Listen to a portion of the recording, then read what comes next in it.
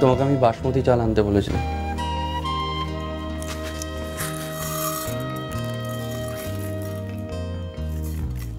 এটা গোবিন্দভোগ, তুমি কি সেটা আনতে পারবে না?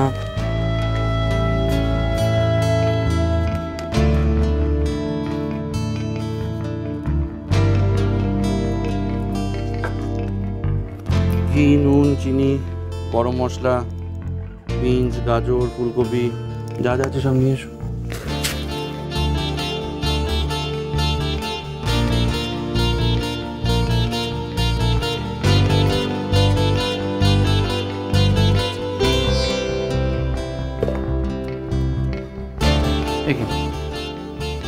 আমরা পোলাও বানাবো, গরম মশলা কোথায়? কি হলো? গরম মশলা ঠিক চিনি না। গরম মশলা চেনো না, এদিকে পোলাও বানাতে এসেছো? হ্যাঁ, ছোট এলাচ, লবঙ্গ, দারচিনি, জায়ফল, জয়িত্রী, এগুলো সব মিলিয়ে হলো গরম মশলা। এবার বুঝেছো? যাও দয়া করে ওখান থেকে নিয়ে এসো। হ্যাঁ, ওখানে একটা কৌটো আছে, দেখো ছোট্ট একটা কৌটো আছে ওখানে। এইটা? হ্যাঁ, চালবে যাও। ব্যাস,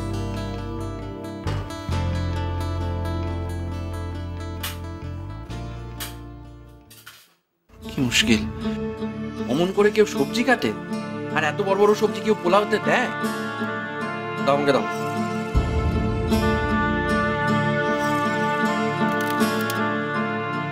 দেখে নাও, দেখে নাও কিভাবে কাটছি।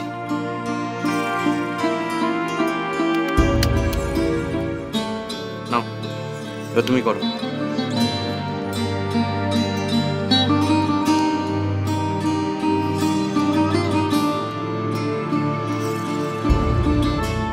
ঠিক আছে, এবার একটু গরম মশলা থেতো কর।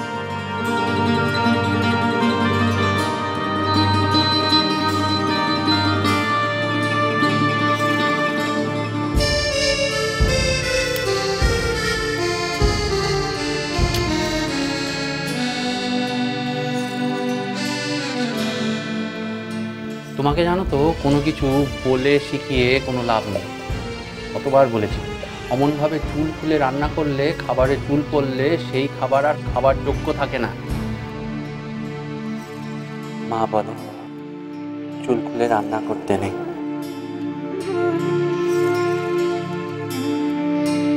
কি হলো? আরে বাবা, ঘিটা পুড়ে গেলে তো আর পোলাও হবে না। মনটা একটু রান্নার দিকে দাও, আঁচটা কম করো। সবজিগুলো দাও এবার।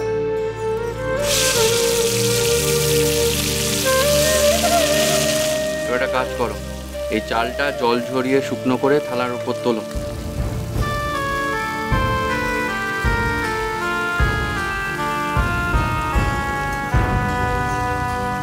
চালে এত জল থাকলে পোলাও ঝুরঝুরে হয় না।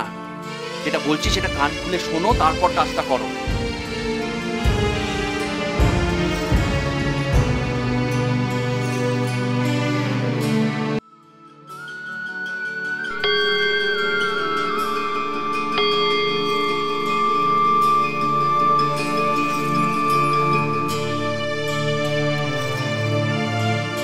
নুন ছড়িয়ে দাও। আরে আরে, এটা কি করছো? এতটা নুন? আমি না হয় তোমার এসব খাবার খেতে বাধ্য, তাই যা বানিয়ে দেবে তা আমাকে হজম করতে হবে। কিন্তু প্রতিযোগিতায় যারা বিচার করবেন তারা তো আর এসব খেতে বাধ্য নয়। জাফরান দাও।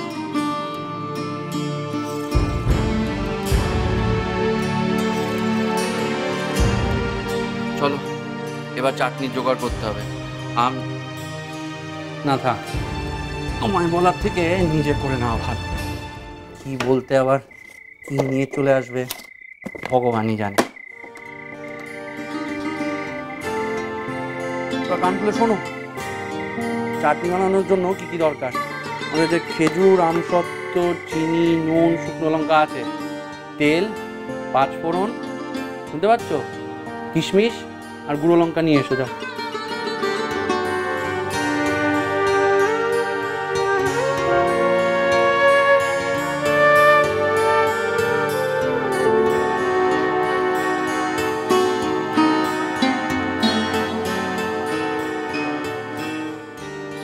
সামান্য 5 ফোড়ন আর শুকনো লঙ্কার পরিমাণ ভাগ করতে গিয়ে চোখে সর্ষে ফুল দেখছো।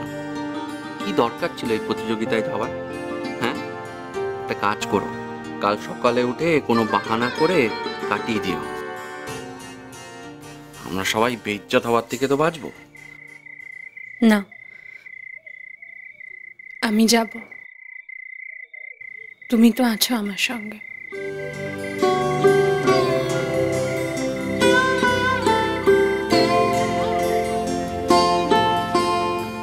হা করে তাকিয়ে থাকলে হবে? রান্নাটা শেষ করতে হবে তো। কটা বাজে খেয়াল আছে? হ্যাঁ, কাজ করো, ওই পাশের উনুনে কড়া বসিয়ে ওখানে শুকনো লঙ্কা আর এই ফোড়নগুলোকে শুকনো খোলায় ভাজো। এ কি, তোমায় তেল দিতে বারণ করলাম যে? এত ভুলে গেলে রান্না হয় নাকি? মা ঠিকই বলে, কারো কারো মাথায় সবকিছু সহজে ঢোকে না, হাতুড়ি মেরে ঢোকাতে হয়। তোমারও ঠিক তেমনই অবস্থা। এ কি, গুঁড়ো লঙ্কা কোথায়?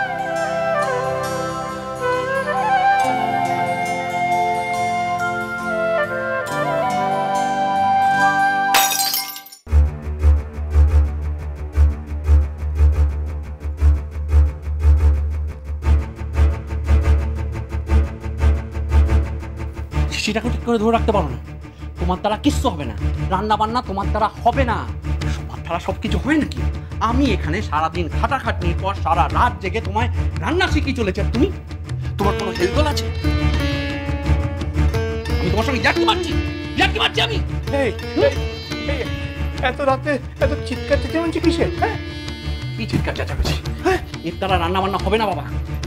রান্না প্রতিযোগিতা, হ্যাঁ, রান্না প্রতিযোগিতা এর পক্ষে যেটা অসম্ভব। তো অসম্ভব তো তুই এই সব কিছুর মধ্যে ওকে ফেললি কেন বলতো? হ্যাঁ, তোর জন্যই তো প্রতিযোগিতায় নামতে বাধ্য হলো। যা বের হচ্ছে, যা এখন শুয়ে পড়বি, যা। কিন্তু বাবা, কোনো কিন্তু না, আর কোনো রান্না বান্না এখন হবে না। শুতে যাও, অনেক রাত্রি হয়ে গেছে, শুতে যাও। কি রে, কথা কানে যাচ্ছে না? কালকে অনেক কাজ আছে, যা শুতে যা, যা।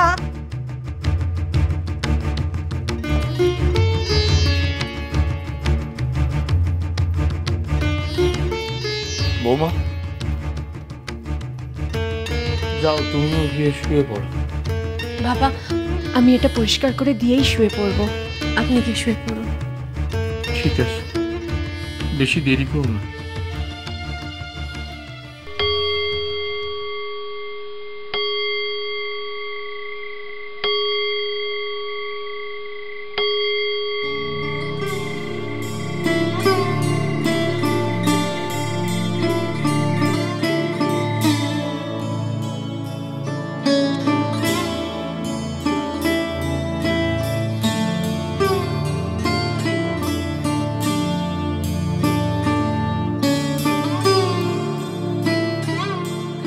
এত কথা, এত ভুল বোঝাবুঝি, তোমার বন্ধ দোকান, তার জন্য তোমার ভেতরের অশান্তি, সবকিছুর পরও তুমি শুধু আমার জন্য আমাকে সাহায্য করতে রাজি হলে।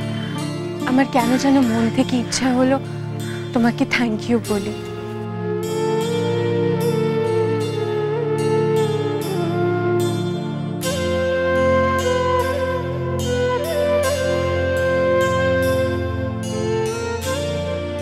আপনার স্ত্রী আপনার কাছ থেকে বিবাহ বিচ্ছেদ চাইছেন, এই তার দরখাস্ত।